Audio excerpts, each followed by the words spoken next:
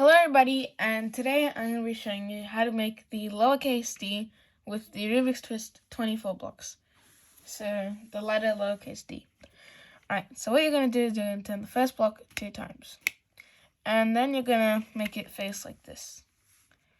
Now you're going to count 1, 2, 3, 4, 5, 6, 7, 8, 9, 10 whole blocks. And then you're going to turn the 11th block 2 times. Like this.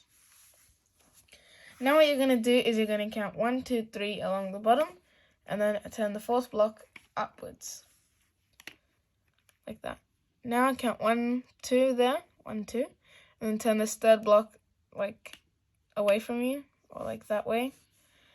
Alright, and now you're going to count 1, 2, 3 blocks, and turn this 4th block down.